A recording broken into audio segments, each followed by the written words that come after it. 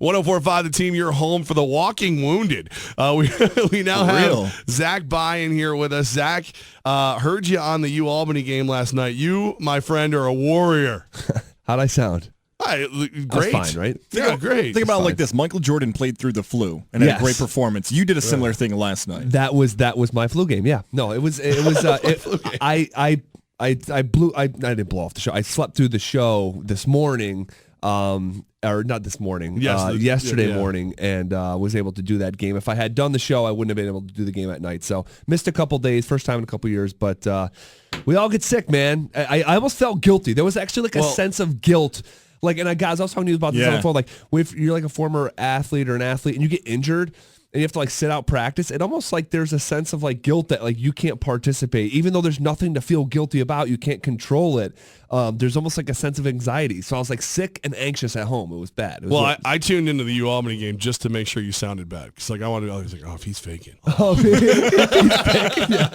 Hopefully I built up enough equity that I don't get accused of that. No. All joking aside, U Albany last night versus Vermont. This was the measuring stick game. Yep. They lose. Yep. They don't crack 50 on the scoreboard.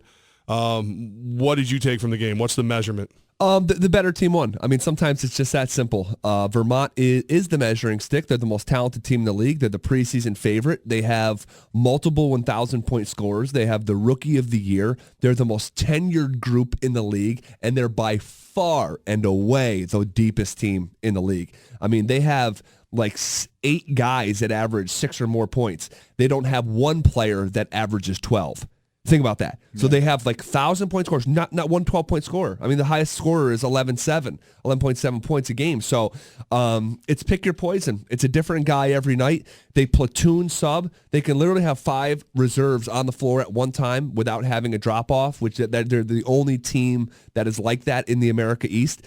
But all that being out there, they're not the Warriors. There was a moment there in that first half where Albany took a 3-point lead and there was 7 minutes left in the first half, and a feeling of angst started to come over them a little bit, and almost felt like years past that Albany's had their number, Stony Brook's number, when they've had inferior teams in terms of talent. But Vermont last night, there was a certain point where they just turned up the defensive pressure and really bothered Albany. I just want to clear up something that happened at the end of the game, because if you were a fan in attendance at FQ Arena, or possibly if you had seen it on social media, there was, I don't even want to call it an incident, but something happened involving the U Albany players post-game. Just kind of clear that up of what actually happened. Yeah, so here's the thing.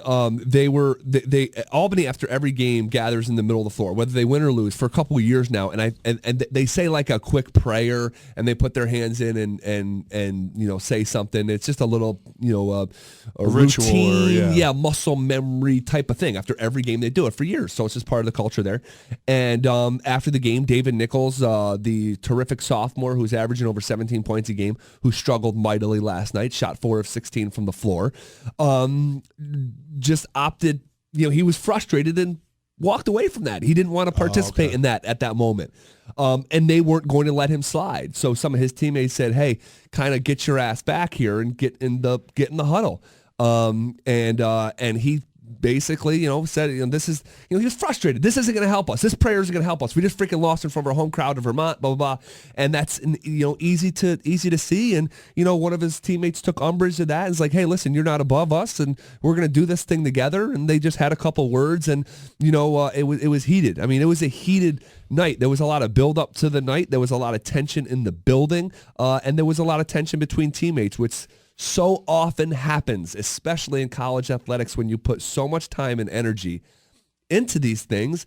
There was a lot of emotion there, and it was Travis Charles and David Nichols kind of got into it and diffused, and they went back to the locker room and had a quick team meeting, and there was no punches thrown or anything like that. But to say that there wasn't some sort of something transpiring wouldn't be, telling the truth. There was definitely some tension there between those two teammates. But it feels just like a regular incident you have with your teammates. It is nothing to have you grab the headlines or say it's, oh my goodness. I shove you around all the time. Right. Kind of. It is nothing like that. This is not even a storyline, but I just have to ask it because if someone saw it, they'd wonder. Totally. And many people saw it, and it was out there on social media. But, from being there myself, I mean, I got in worse confrontations with my teammates that that were bordering on physical during those 5 years in school. And I saw, teammates of mine have got hit, have got separated. I mean, literally a dozen occasions that stuff like this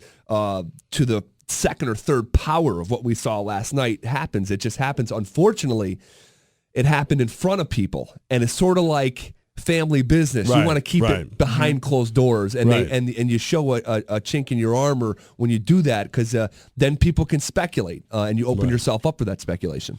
Zach By with us right now, of course, part of Big Board Sports, our UAlbany broadcast, and like I said, Vermont's the measuring stick. Yep. How close is UAlbany? Can they catch them? Yeah, they definitely can. And I've seen this over the couple years. I mean, this is, Albany's been to 3 NCAA tournaments in the last 4 years, okay? In only one of those years did they win the league. I saw Albany finish 4th in the league. I saw Albany finish 3rd in the league. And their toughness and their DNA has eventually got them over the hump. I was talking to Will Brown before the game, and he said that Vermont's the best team. It's Vermont and everybody else. But he thinks that his team, and he's not for brash words, Will never touts his team unprecipitated. So he actually feels this way. He said, we have the highest ceiling of anybody in the league. And we're still not even to the midway point yet of conference play. So there's a lot to be learned, and there's still stuff to be gathered from this team. And they're still trying to figure out who they are. I mean, they have 2 20-year-olds that are their 2 best players, where they're trying to compete against, 4th and 5th year seniors. I mean, Vermont's got a kid from Pepperdine, 5th-year senior, kid from Tulane, 4th-year junior. They have a 5-year redshirt seniors, 1,000-point scorers. Albany's not at that level yet. In another 2 months, when it's a fist fight, it could be. If the game was tonight, again, I'd pick Vermont just like I did yesterday. So there's no visions of grandeur here. But can they get there? Yes, because I've seen them do it before. And just like we talk about Eli Manning or some of these other guys who continuously prove people wrong, although sometimes you might not see it on a day-to-day basis, in the back of your mind, you've seen it, and you said it kind of gives you a reason to believe that they can do it again. Zach By, UAlbany broadcaster, the man who's Fleming all over the room today. We appreciate you. Oh, that's sexy right there. No, it's all seriousness. Thanks for toughing it out last night. We appreciate you, and we thanks for making a little time today to make sense of UAlbany for us. Yeah, no doubt. And I guess this will be the last time that we talk before you guys leave for the Super Bowl. I may drop by the TU Center tomorrow for Iona Siena, which should be a great game. But have fun at the Super Bowl, and hopefully you guys corner some great guests, and look forward to hearing what you guys bring to the table. I'm sure you do a great job. We plan on invading Big Board whenever you answer the phone.